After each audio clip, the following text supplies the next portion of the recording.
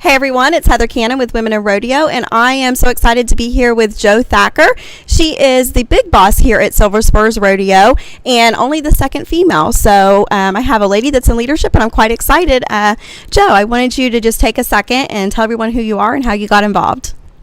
Thank you very much. I'm happy to be here with you today. Like she said, my name is Jo Thacker. I am the big boss of the Silver Spurs, which means the president of the club. The Silver Spurs Club is 75 years old, and we've been putting on a Silver Spurs Rodeo for 72 years now. And so I am excited to be part of the rodeo, but also excited to be in leadership. And I'm a third-generation Silver Spurs member and have been in Kissimmee, Osceola County. I'm a sixth-generation Kissimmean, I guess you'd call me.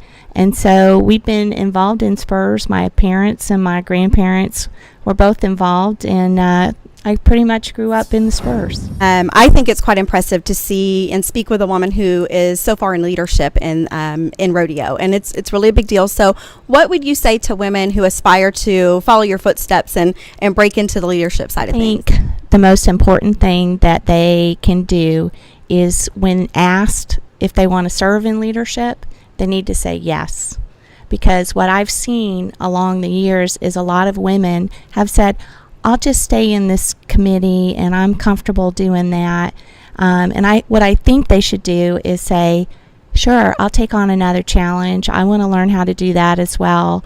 And, be on more than one committee, not just stay in the same committee with their friends, and because that's what they've always done, but be willing to step up. Because I think that's the biggest thing. When I've seen other women on the board, when asked if they would continue up the leadership track, they've said no. And so I really would encourage women to be confident, know that they can do the job too, and keep moving up. I think another thing that's important to realize is that there is a role, and the men don't mind the women taking a leadership track. They really don't, and they've accepted me, and we've gotten a lot accomplished in the time that I've been big boss.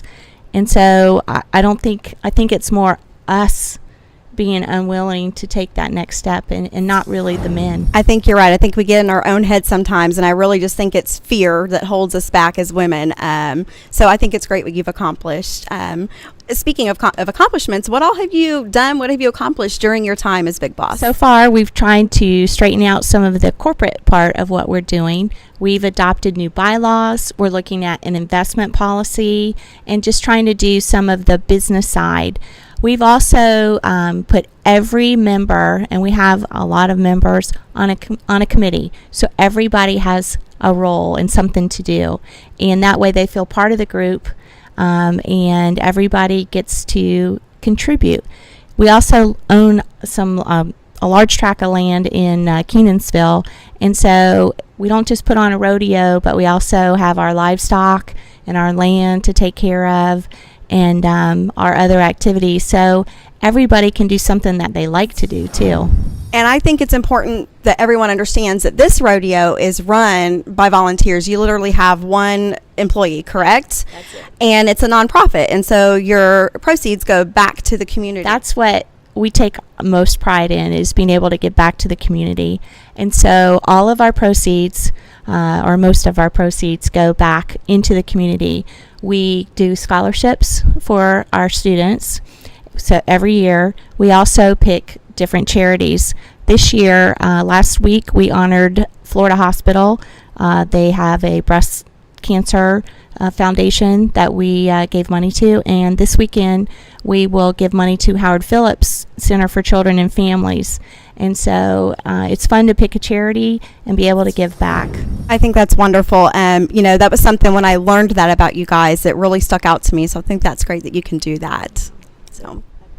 So being a Florida girl, you'll often hear me say how important it is to me to make sure everyone is aware of our rich Florida cowboy history. Everywhere I go, I hear, what do you mean there's a rodeo, or what do you mean there's cattle? And so I think you can attest to that growing up here. And I would just like you to touch on that, because it's from that history that the Spurs Rodeo was formed. We started, a bunch of friends got together and we're having a good time. doing rodeo things and said, wait a second, this is a way that we can still have fun and give back to the community. And so the first rodeo, they asked people to either bring a war bond or bring money to be able to buy a war bond to support our servicemen. And so that is what started the whole thing. And that's why we still give back to the community and do our service today. And so I hope we never lose that aspect. We don't want to become just a business or just a rodeo, because I think that Florida does need to keep that tradition and that heritage, because we are out west. Everybody knows the rodeos, but not here. And so it's important for our rodeo to be something special. And we think with our service and our volunteers, we make it a little more special. Growing up around the rodeo, and you've had a lot of different jobs here at Silver Spurs, correct? Yeah, so I'd like you to cover what those were. I'm interested to hear what all you've done, and we're about to walk into the rodeo and you'll have a total different job. So I'm curious what all that entails. Usually it entails a lot of hard work. And so when you came to the rodeo, you knew you were going to go home tired and dirty. And no matter what job you were doing, I have sold tickets, I have done concessions, I have learned to count money back in both the ticket booth and the concession booth. I've made snow cones. I've actually gotten to take very special people around and teach them about the rodeo. First-time visitors, politicians, things like that. So I've covered the whole realm of what you can do at a rodeo. The only thing I don't do is ride in the arena. Thank goodness. Nobody would want to see that. So, and what I'll do tonight, we get to honor our sheriff who's retiring. So we'll have that at the beginning of the rodeo, and I'm proud to be a part of that special presentation. And then I will be able to greet all of our sponsors individually. I'll get to make sure everything's going smoothly as far as people coming in, finding their seats, going to the concessions, hopefully getting some good things to eat and drink. So again, I'm still doing those same kind of roles. No matter what they need, you just go and do it. Oh, that sounds like a fun experience growing up, one I wish I would have had. You can volunteer anytime you want. I would actually be happy to. I'd be happy to. I'll make snow cones. Okay. It was a joy to talk to you. Is there anything else that you'd like to say? Anything that you really want everyone to know?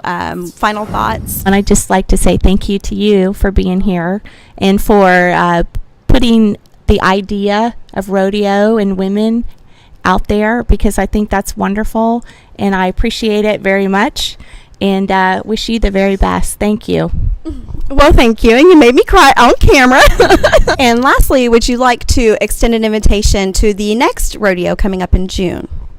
Yes, thank you very much. Our next Silver Spurs Rodeo will be in June on the 10th, 11th, and 12th, with the Champions Challenge that Saturday night on the 11th. So we would love to have everybody come. June's a great time to be in Florida. Hot, but fun.